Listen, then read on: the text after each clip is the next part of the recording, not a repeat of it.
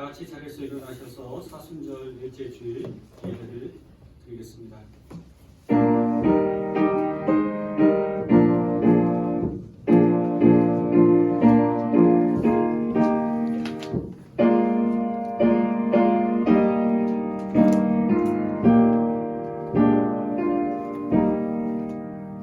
야훼는 나의 목자, 아쉬울 것 없어라. 푸른 풀밭에 누워 놀게 하시고 물가로 이끌어 쉬게 하시니 지쳤던 이 몸에 생기가 넘친다. 그 이름 목자이시니 인도하시는 길 언제나 곧은 길이요. 나 비록 음산한 죽음의 골짜기로 지나갈지라도 내 곁에 주님 계시오니 무서울 것 없어라. 막대기와 지팡이로 인도하시니 걱정할 것 없어라. 아멘. 우리의 보호자이시며 주님은 우리의 보호자이시며 우리는 주님이 기르시는 백성이며 주님 손수 이끄시는 양떼임을 고백하며 주님의 보좌로 나아갑니다. 모든 영광과 존귀를 받으시옵소서. 주 예수님 이름으로 기원합니다. 아멘.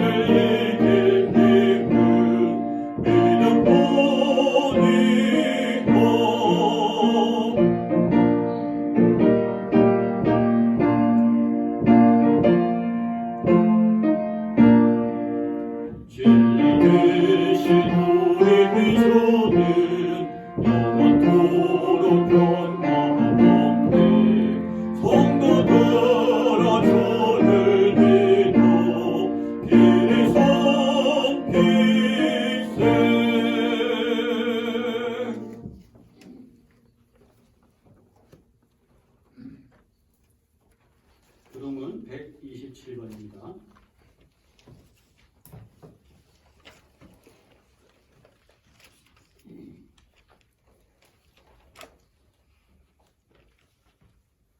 여호와를 자기 하나님으로 삼은 나라 곧 하나님의 기업으로 선택된 백성은 복이 있도다. 여호와께서 모든 인재를 살피시며 곧 그가 거하시는 곳에서 세상의 모든 거민들을 굽어 살피시는도다. 그는 그들 모두의 마음을 지으시며 그들이 하는 일을 굽어 살피시는 이로다.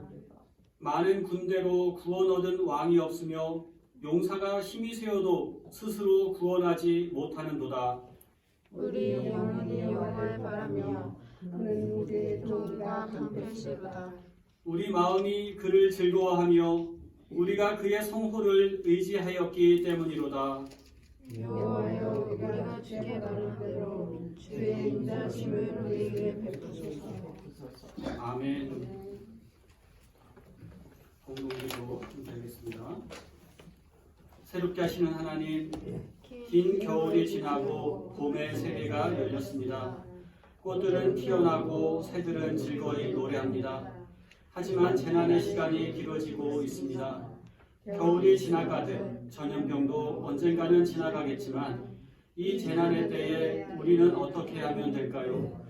재난의 때에 초대교회처럼 시대의 사명을 감당하여 백성들로부터 칭송을 받으며 믿는 사람의 수가 더하여지는 교회가 되기를 간절히 원합니다. 하나님 아버지, 이번 재난을 통하여 우리를 돌아볼 수 있게 하옵소서. 인간의 약함과 한계를 돌아보며 주님께 의지하는 믿음이 깊게 뿌리 내리게 하소서. 예수님의 이름으로 기도드립니다. 아멘. 만일 우리가 죄 없는 사람이라고 말한다면 우리는 자신을 속이는 것이고 진리를 저버리는 것이 됩니다. 그러나 우리의 죄를 하나님께 고백하면 진실하시고 의로우신 하나님께서는 우리의 죄를 용서하시고 우리의 모든 불의를 깨끗이 씻어주실 것입니다. 아멘. 이제 다 같이 우리의 죄를 고백합시다.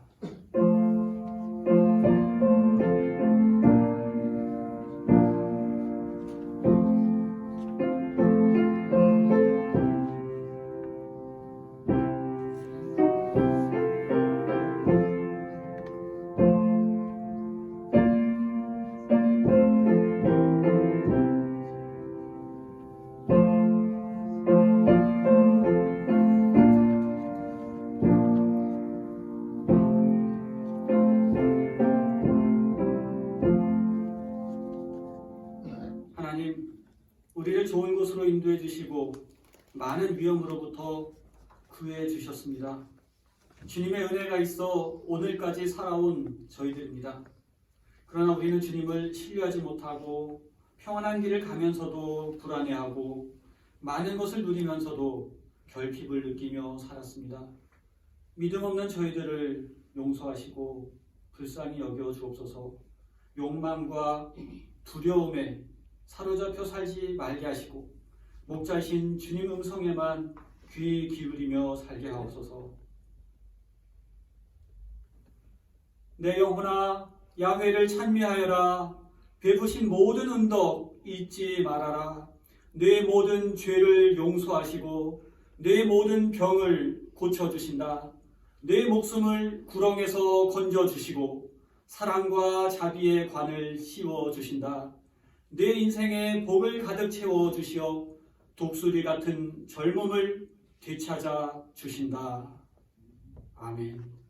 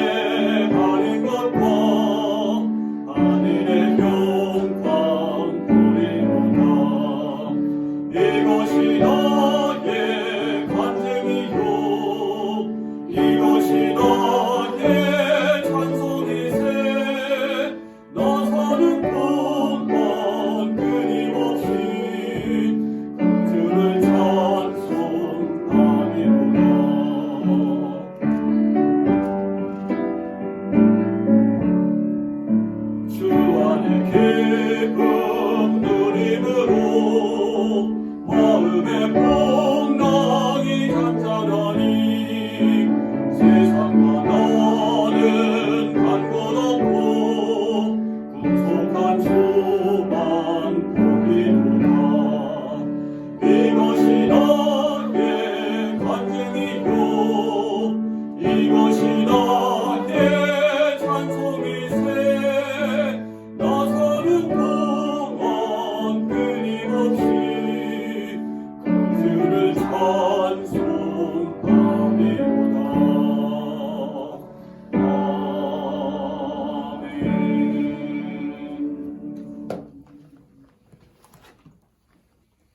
이 시간 주시는 하나님 말씀은 구약 성경 레위기 13장입니다.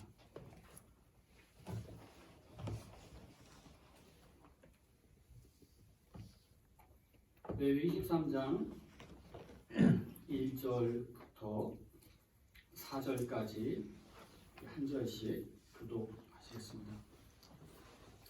주님께서 모세와 아론에게 말씀하셨다. 누구든지 살갗에 부스럼이나 뾰루지나 얼룩이 생겨서 그 살갗이 악성 피부병에 감염된 것 같거든 사람들은 그를 제사장 아론에게나 그의 아들 가운데 어느 제사장에게 데려가야 한다. 그러면 제사장은 그의 살갗에 감염된 병을 살펴보아야 한다. 감염된 그 자리에서 난 털이 하얗게 되고 그 감염된 자리가 살갗보다 오목하게 들어갔으면 그것은 악성 피부병에 감염된 것이니 제사장은 다 살펴본 뒤에 그 환자에게 부정하다고 선언하여야 한다. 그러나 그의 살갗에 생긴 얼룩이 희기만 하고 살갗보다 오목하게 들어가지도 않고 그 곳에 털이 하얗게 되지도 않았으면 제사장은 그 환자를 이래 동안 격리시키기만 한다. 아멘. 코로나 온라인 예배 벌써 3주차가 됩니다. 우리를 지켜주신 하나님께 감사드립니다. 최근에 이제 예배를 보니까 쉬지 않는 교회들도 있더라고요. 그래서 그것을 이제 국가의 권고 사항이지 무슨 종교 탄압이라고 하는 것은 많이 무리가 있죠. 코로나 방역 또 그 환자들 치료를 위해서 정말 많은 분들이 애쓰시고 계신데 정말 우리 일반인들은 그런 곳에 이제 접근조차 하기도 심리적으로도 힘든 어려운데 그분들 일선 현장에서 고생하시는 분들을 생각한다면 한편 또 우리가 그 봉사나 또 돕지를 못할 망정 그것을 이제 종교 탄압이다 하고 해서 이제 그렇게 좀 무리수를 둔다는 것은 좀 문제가 있어 보입니다. 한편 이제 이번 사태가 장기화된다면 그 이제 어떻게 될 것인가 그것은 저도 이제 그 기도 가운데 있지만 우리가 4월 12일 날이 부활절입니다. 그러니까 4월 12일 4월 달에는 예배로 모여야 되지 않을까 또 그렇게 되기를 간절히 바라는 마음입니다. 사순절은 금욕과 절제의 그런 시간입니다. 노는 거, 또 볼거리, 먹거리에서 멀어지는 그러면서 이제 그런 훈련을 절제 훈련을 하는 시간인데요. 온 국민이 아니 지금 전 세계가 지금 사순절을 보내고 있다고 할 수 있습니다. 제가 지난주 설교에서는 음식 규정에 대해서 이렇게 설교를 했죠. 음식에 대한 규정이 생겨난 배경이 포로기 귀환 후에 유대인들의 자기 정체성 찾기라는 시대적 상황이라고 보았고요. 또 복음은 음식을 넘어 사회적 정의 실현에 초점을 맞추고 있다고 했습니다. 또한 음식 규정은 또한 먹거리 문제를 초월해서 인간 생존을 위협하는 대량 살상 무기들, 생화학 그런 연구들에 대한 제재, 그리고 나아가 핵무기에 대한 감축, 폐기까지 해야 된다. 그런 주제로 이야기했습니다. 오늘 말씀도 레위기 말씀으로 13장 피부병과 정결, 부정에 대한 말씀입니다. 근데 저는 이제 지난주 11장에서 13장으로 넘어가기 전에 이제 12장에는 이 출산과 정결에 대한 말씀이 있는데 이게 좀 흥미롭기 때문에 이 부분 좀 짚어볼까 합니다. 출산할 때는 여성이 피를 쏟기 때문에 그것을 부정하다 이렇게 규정을 했습니다. 근데 흥미로운 것은 출산한 다음에 그 불결하다고 하는 그 기간, 그러니까 산후조리 기간이죠. 남자아이를 낳았을 때와 여자아이를 낳았을 때 기간이 다르다는 겁니다.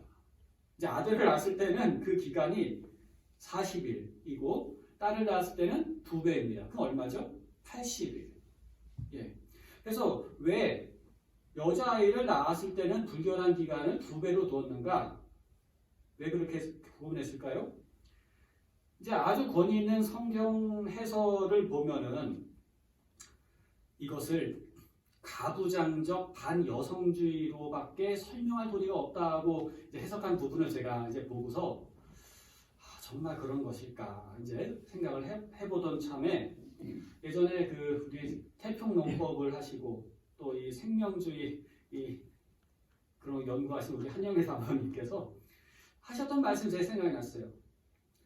그 이제 자녀들 출산할 때 보통 그 뭐 오해하지 말고 들으시기 바랍니다. 그러니까 마지막에 딸을 낳는 것보다 아들을 낳아서 마무리하는 것이 좋다. 그냥 특히 이제 딸을 낳을 경우에는 그 산모에게 더 육체적으로 더 힘들대요. 그게 아들 낳았을 때보다 더 힘들대요. 그렇기 때문에 마지막은 그래도 아들로 마무리하는 것이 좀 더 낫다. 이제 이런 개념입니다. 그러니까 산모에게 딸을 낳았을 때 더 무리가 간다는 겁니다. 그러면 여러분 생각해 보세요. 그럼 산후조리 기간을 아들 낳았을 때보다 짧게 하는 게 낫겠어요? 길게 하는 게 낫겠어요? 길게 하는 게 낫죠. 예. 불결하다라는 표현을 했지만 이것은 사회적 거리를 두라는 뜻입니다. 산후조리 기간을 더 가지라고 하는 말씀은 산모와 그리고 태어난 아기에 대한 배려입니다. 그렇죠? 그 당시 농경 사회에서는 이제 남자의 노동력이 더 필요했고 또 산모도 또 이제 출산한 다음에 빨리 마무리하고 이제 일선 노동 현장에 참여해야 되는데 여러분 가부장적 반여성주의라면 이거를 귀찮은 거고 나쁜 거라고 봤을 겁니다만 그러나 성경이 말하는 것은 2배로 기간을 둬서 더 보호하라고 하는 배려입니다. 그래서 제가 이제 이 부분도 이제 어떻게 이제 신학자들을 만나면 저도 이제 말씀을 나누겠지만 세계적으로 유명한 국제 성서주회가 이제 이게 굉장히 유명한 겁니다. 뛰어난 가톨릭 신학자들에 의해서 쓰여진 것입니다만 산모나 여성에 대한 이해가 없는 남성 신학자들에 의해 쓰여진 좀 이렇게 이거 다시 좀 더 연구가 필요한 부분이다. 저는 이렇게 오늘 말씀 가운데서 이제 이렇게 깨달음을 얻었습니다. 오늘 13장 말씀은 정결에 대한 말씀입니다. 피부병에 대한 말씀이죠. 나병이라고도 하고 우리 문둥병이라고도 하고 한센병이라고 하죠. 근데 이제 우리 표준세 번역은 이게 딱 한센병은 아니라는 겁니다. 그러니까 전염성이 있는 그런 병이기 때문에 악성 피부병이다라고 규정을 했습니다만 우리가 편하게 그냥 나병이다 이렇게 제가 이제 오늘 설교에서 이렇게 용어를 쓰겠습니다. 나병, 문둥병.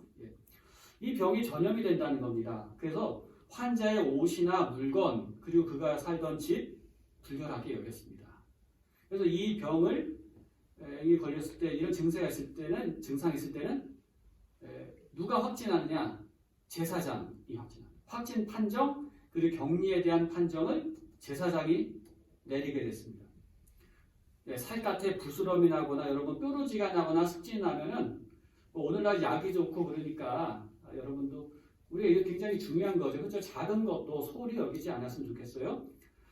뭐 골맞던 자리가 다시 시게 부어오르거나 그 습진이 생기고 머리나 턱에 피부병이 생기고 이런 머리털이 다 빠졌을 경우 이렇게 구분을 세세하게 했어요. 그렇게 하고 이제 이렇게 해서 이제 제사장한테 와서 제사장이 이제 아주 자세히 살펴본 다음에 이제 확진을 하게 되는데요. 확진 판정을 받은 사람이 어떻게 해야 되느냐? 이제 이 규정들이 나오는 겁니다. 확진 판정을 받으면요, 옷을 찢어야 했습니다. 옷을 찢고 머리를 풀고 윗수염을 가려냈습니다. 그러니까 오늘날 마스크 쓰는 것처럼 이렇게 이제 가리는 거죠. 그리고 사람들이 그를 알아볼 수 있게 나는 불결하다 이렇게 외쳐야 됐습니다. 그러니까 가까이 오지 말라는 거죠. 그렇죠? 사회적 거리두기를 하라는 거죠. 굉장히 강력한 사회적 거리두기 방법입니다. 나는 불결하다고 외치는 겁니다. 그리고 이 사람은 사람들이 사는 곳 가운데 어울려 살 수가 없었습니다. 도시 밖에서 외따로 살아야 했습니다. 제사장 가족이 병에 걸려도 제사장은 혹은 제사장과 아주 친한 사람이 병에 걸려도 제사장은 정확하게 확진을 해줘야 됐습니다. 그렇죠? 그것이 의무인 것이었죠. 얼마나 힘들었을까요? 본인도 힘들고 그 확진자도 격리를 당해야 되는 사람도 굉장히 힘들었습니다. 여기 보면요. 일단은 이게 좀 약간 불분명하다 하면은 7일간 격리를 합니다. 그리고 살펴봐서 아직도 잘 모르겠다 하면 7일간 더 격리를 해요. 그래서 14일. 오늘날 우리가 보름 격리하는 거랑 거의 비슷하죠. 그렇게 해서 이제 과거에는 그랬는데 예수님께서는 이러한 문제들을 잘 아셨습니다. 그리고 해결해 주셨습니다. 오히려 예수님은 율법을 어기셨습니다. 따돌림 당하는 나병 환자에게 다가가셨고 그 나병 환자가 예수님께로 오는 것을 거부하지 않으셨습니다. 만져주셨고 치유해 주셨습니다. 그래서 그가 정상적으로 사회생활을 할 수 있도록 해주셨습니다. 우리가 읽은 내리게 말씀에 그걸 좀 더 다시 좀 살펴보면요. 여러분 여기 곰팡이 얘기도 나옵니다. 나병 환자가 썼던 이불이나 옷에 또 이런 흔적이 병의 흔적이 있을 경우에는 다 불태워버려라 이제 이렇게 합니다. 물론 이게 한번 세탁을 했을 때 깨끗하게 없어지면 괜찮은 건데 세탁을 했는데도 흔적이 있다 하면 태워버려야 되는 겁니다. 예. 그렇게 해서 이제 정리를 하는데요. 왜 율법에서는 나병에 대해서 그렇게 집착을 했을까요? 집착적으로 이거를 굉장히 이렇게 세세하게 아주 강하게 이렇게 율법으로 규정하고 있을까요? 그것은 먼저는 이제 생각해보면 위생입니다. 그 위생에서 중요한 게 뭡니까? 물이죠. 그렇죠? 아마 이제 우리가 지금 이제 호흡기 질환 쪽으로 이제 질병을 앓고 있지만 모르죠. 이제 우리 이미 공기에 대해서 미세먼지나 이제 지저분한 오염 공기에 대해서는 많이 경각심을 갖고 있고요. 물에 대해서도 사실은 굉장히 조심을 해야 되는 거죠. 그렇죠? 근데 이제 과거에는 물을 정화하는 시스템이 적었으니까 이 환자들 통해서 이렇게 번지는 그 물, 그 위생 문제, 그 급선무였고요. 또 두 번째는 이제 예방이죠. 왜 이렇게 강하게 예방을 했을까요? 당시의 의술로서는 해결할 수 없는 한계를 알고 있었던 거죠. 그렇죠? 그래서 통제할 수 없는 전염병이 전파되지 않도록 하는 일, 굉장히 중요했던 거죠. 제가 여러분 카톡 방에다가 이제 코로나에 대처하는 각국의 방식들 농담으로 이렇게 적었지만 오늘날 이제 입국 통제를 즉시 실행한 나라들이 유행이 적은 거는 굉장히 잘한 일로 보이죠. 북한 같은 경우는 국경선을 통제하고 자가격리 기간이 한 달입니다. 우리의 2배인 한 달입니다. 그래서 이걸 어기면은 벌금이 문제가 아니고 생명이 오가는 그런 정도로 처벌을 하고 있다고 하죠. 더 근본적인 이유가 있습니다. 왜 나병을 이렇게 여기에 집착했는가? 자연과 문화 사이의 부분, 이거를 생각한 겁니다. 피부병, 종기, 이런 것들은 당시에 통제를 할 수 없는 자연 현상으로 본 겁니다. 그래서 이 자연 현상이 문화의 영역 가운데로 침투하는 것을 차단하려고 한 것입니다. 질병, 죽음, 자연 현상입니다. 그것을 오늘날 우리가 지배하고 통제하려고 노력하고 있습니다만 당시로서는 그렇게 할 수가 없었습니다. 그랬기 때문에 막았던 것이고 고작 할 수 있었던 것이라고 한다면 그것은 마귀를 쫓아내는 행위가 전부였습니다. 제가 군목으로 있으면서 이제 목사로서 충격받은 사건들이 있었습니다. 최병장이 자꾸 헛소리를 하고 그 부대의 담을 탈출하려고 했습니다. 그가 예배에 왔을 때 제가 마치고 그를 위해서 기도해 주었습니다. 낫기 위해서 간절히 기도해 줬는데요. 근데 그가 그렇게 이상 행동을 돌발 행동을 했던 이유가 원인이 무엇이었냐면은 마귀가 씌운 것이었을까요? 아니었습니다. 20대 중반의 청년인 그의 간에 문제가 있었습니다. 간에 구리 성분이 차면은 사람이 발작을 할 수도 있다는 것입니다. 집안 내력이 그랬고, 그래서 주기적으로 간의 구리를 제거해주면 안정된다고 했습니다. 그러니까 최 병장이 헛소리를 하고 울타리를 뛰어넘으려고 했던 그런 것들은 의학, 과학적으로도 설명이 가능했고 해결도 가능한 것이었습니다. 김이병이라고 있었습니다. 귀신이 보인다고 했습니다. 엄마가 전도사이고 하니까 교회에 가서 기도를 받으라고 했습니다. 그래서 저는 이제 기도해 주면서 너 하고픈 거 해봐 그랬더니 피아노를 치더라고요. 그 연주 실력에 우리가 보고 감탄을 했습니다. 그래서 제가 이리 와봐라 하면서 MMPI라고 하는 심리 검사를 한 2시간에 걸쳐서 아주 세세하게 해봤습니다.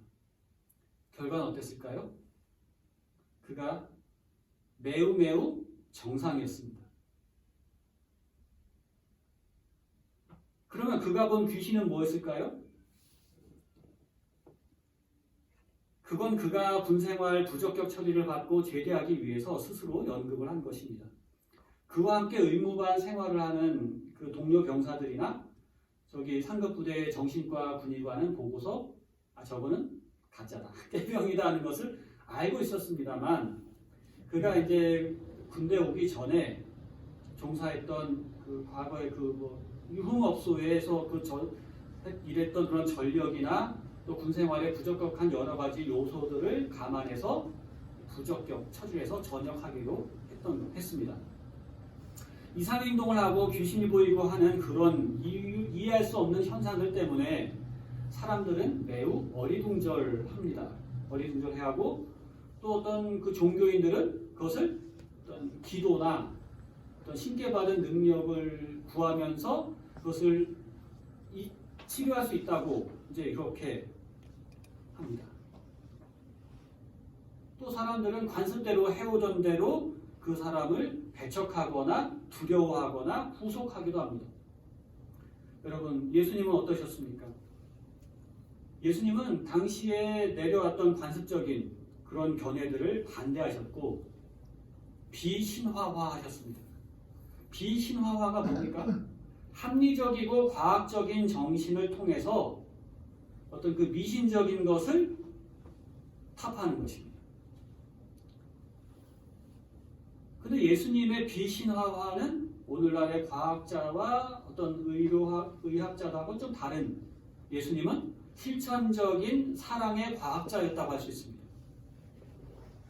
나병 환자, 어떤 가까이서는 안 되는 전염성 있는 자에게 스스로 다가가셨으니까요. 그리고 그가 오는 것을 막지 않으셨으니까요. 예수님은 참으로 사랑의 과학자셨습니다.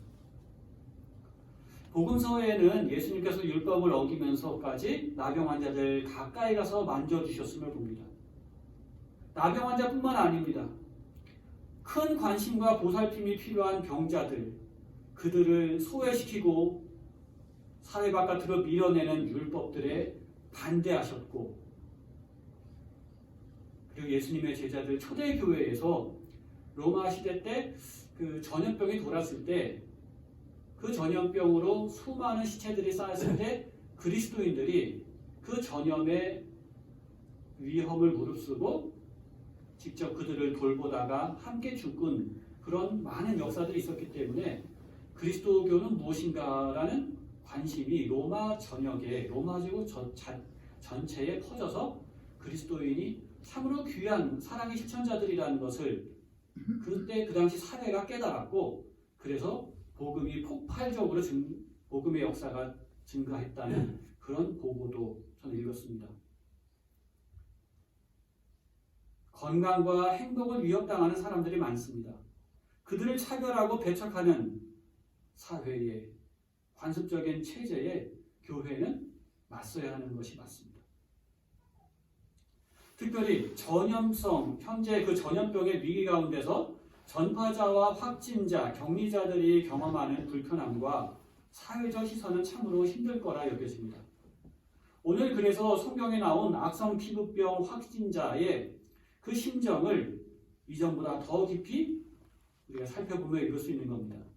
이 피부병 환자를 제사장에게 데려가면 제사장은 너는 확진자다, 아니다를 진단해 줍니다. 안수기도해 갖고 하나님의 능력을 빌어서 고쳐주는 것이 아니라 이것이 병인지 아닌지를 진단해내는 일밖에 안 합니다. 여러분, 기도하면 괜찮다, 뭐 나에게 와라, 내 능력으로 뭐 안수해서 기도해서 낫게 해주마, 그것이 아닌 겁니다. 주어진 말씀에 따라서 그렇죠? 어떻게는 나오잖아요. 그것에 대해서 진단해서 확진, 비확진을 선언하는 것밖에 제사장이 할 수 있는 게 없습니다. 오늘날 같으면 야, 저 능력 없는 목사다 이런 소리를 들을 수 있겠죠? 근데 그게 문제가 아닙니다. 말씀대로 선언하는 것이 제사장이 할 일이고 고쳐주는 것은 못하는 겁니다. 고쳐주는 것은 하나님만이 하시는 겁니다. 그래서 악성 피부병 환자가 옷을 찢어야 된다고 했는데 이것은 자기 포기를 얘기하는 겁니다. 자기 죽음을 얘기하는 겁니다. 자기 제사, 나를 장사 지낸다는 의미입니다. 이제부터는 자신의 삶을 살지 않겠다고 하는 하나님께만 매달릴 수밖에 없다고 하는 절박한 부르짖음의 행위가 자기 옷을 찢는 것입니다. 하나님께서 도와달라고 하는 그렇게 하는 행위가 그래서 그가 격리하는 것이 오히려 그를 도와주는 것이 될 수도 있는 거죠.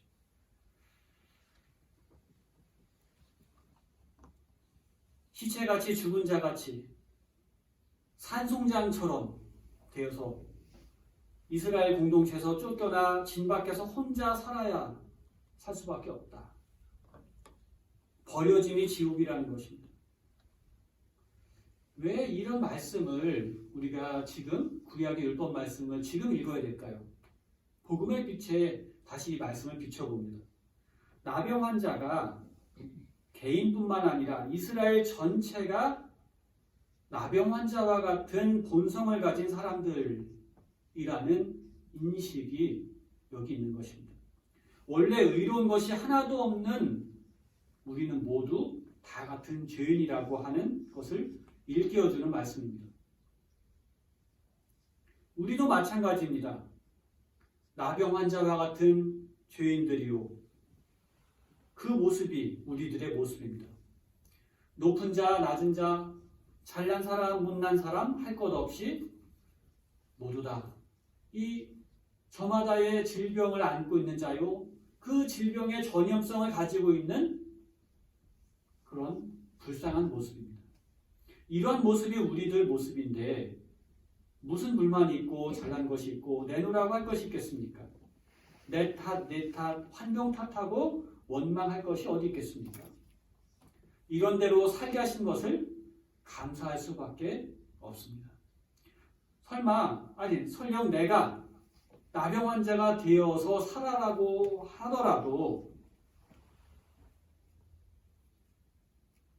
하나님이 너는 확진자라고 하시더라도 예 주님 옳습니다 라고 하면서 살아야 할 사람들이 저희들입니다. 세상은 불공평합니다 라고 항의할 수 없는 저희들입니다. 하나님이 우리를 나병 환자라고 하신다는 것은 실존적으로는 은혜 안에서 살아라. 부정하다 하시는 것은 은혜 안에서 살아라 하는 배려의 말씀으로 읽을 수 있기를 바랍니다. 그래서 우리 자신이 나병 환자라는 것을 잊지 말고서 죄에 빠지지 말고 은혜 안에서 살아가도록 그 은혜의 끈을 놓치지 않는 우리가 될 수 있기를 간절히 바랍니다. 지금 어려운 시간을 보내고 있지만 확진돼서 또 격리돼서 또 그 현장에서 일하는 많은 분들의 어려움을 헤아리면서 우리 모두가 이 일이 빨리 끝나기를 간절히 바라며 온 국민이 하나님의 은혜 가운데서 이 어려움을 이겨낼 수 있기를 간절히 바랍니다. 하나님 아버지, 죄로 인하여 죽음에 감염된 이 세계를 구원하시고자 친히 인간의 몸을 입고 내려오셨음에 우리에게 다가오셨음에 감사를 드립니다. 온갖 고생을 하시면서도 사랑의 정신을 실천하신 그리스도를 찬양합니다. 오늘날 국가적인 중재 위기의 시기에 주님의 교회들이 신앙을 앞세워서 오히려 섬김의 정신을 잃어버리고 대결과 무지함을 낳고 있는 이 모습들을 용서하여 주옵소서. 우리의 무능함에 당신의 선한 능력을 기도드릴 수밖에 없습니다. 우리의 아픔보다 당신의 아픔이 더 크심을 알고 있습니다. 더 큰 은혜를 주시고자 하심도 믿습니다. 어려움의 시기를 거치면서 내가 받은 은혜가 너무나도 소중했음을 깨닫게 하옵소서. 나병 환자에게 다가가신 사랑과 섬김을 우리도 따라가게 하옵소서. 우리 구주 예수 그리스도 이름으로 기도드립니다. 아멘.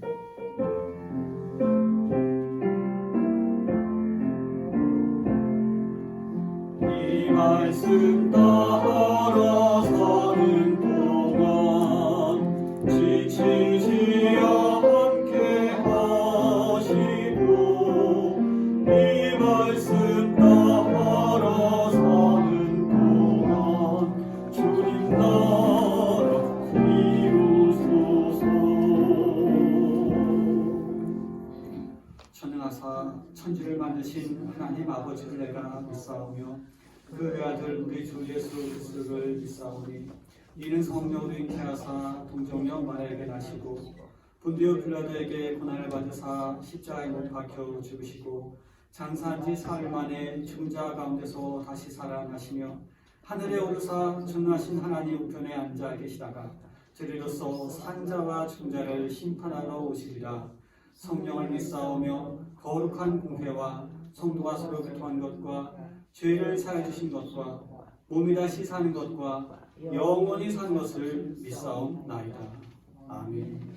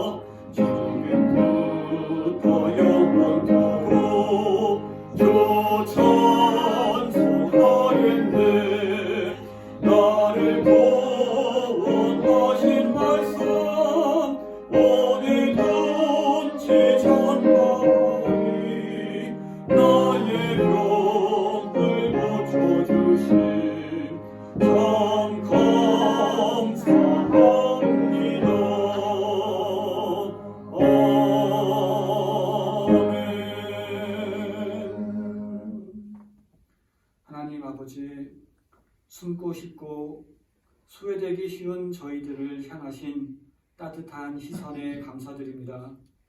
시대의 아픔에 눈을 띄지 않게 하시고 고통 속에 있는 이의 아픔을 외면하지 않게 하시고 그의 시선으로 그 아픔을 바라보며 사는 주님의 자녀가 되게 하옵소서. 이 시간 감사의 마음으로 예물을 드리오니 기쁘게 받으소서. 일상의 자리에서도 늘 감사하며 살게 하시고 주께서 맡기신 일 감당함을 가장 큰 기쁨으로 느끼며 살게 하옵소서. 하나님, 우리의 능력과 업적이 아니라 작은 믿음을 보시고 우리를 자녀 삼아 주셨음에 그것을 잊지 않게 하옵소서. 주께서 보시는 중심, 영혼의 성숙과 아름다움을 위해 애쓰는 저희들 되길 원합니다. 사순절기를 지나고 있습니다. 고난의 예루살렘을 향해 나아가시는 주님을 기억하며 우리의 발걸음을 돌아보게 하옵소서. 편한 자리만을 탐하지 않게 하시고 어렵고 힘들어도 생명이 있는 자를 향해 나아가게 하옵소서. 이번 주간도 이 사태가 많은 진전이 있게 하여 주시고 또 관계에 대해서 수고하시는 많은 분들이 탈진하지 않도록 주님 힘을 붙들어 주시기를 간절히 바라고 원하며 살아 역사하셔서 언제나 우리와 함께 하시는 예수님 이름으로 기도드립니다. 아멘.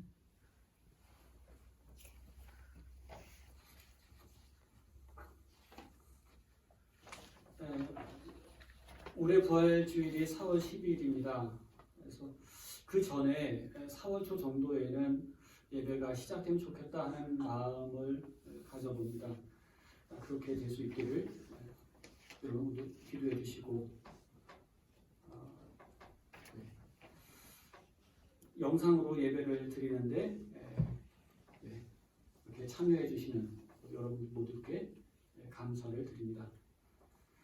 다 같이 자리에서 일어나셔서 인사 나누겠습니다. 사랑합니다. 축복합니다.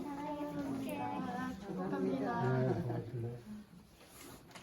그 여러분, 혼란과 혼돈 속에서도 지향을 바르게 하고 사십시오. 언제나 우리가 선택해야 하는 길은 욕망의 길이 아니라 하나님의 길임을 잊지 마십시오. 하나님은 바른 길을 가는 자를 끝까지 보호해 주십니다. 아멘. 주님을 믿는다고 하면서도 작은 어려움을 당하면 금방 겁에 질려 믿음을 잊어버리는 나의 모습을 반성합니다. 지나간 옛 모습은 버리고 새로운 존재로 거듭나고 싶습니다. 거룩한 주님을 닮아 이 땅에 봄 기운을 가져오는 새 사람이 되고 싶습니다. 주님, 우리의 도움이 되어 주십시오. 아멘.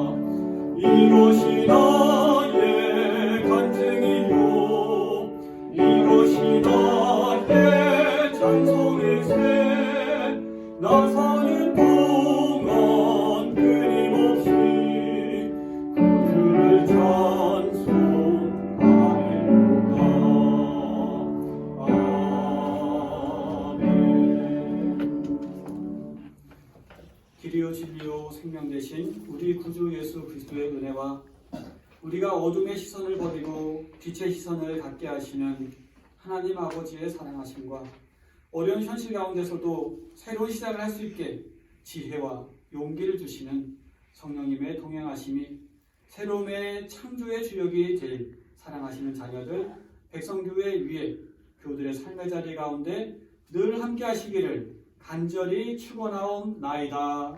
아멘. 아멘.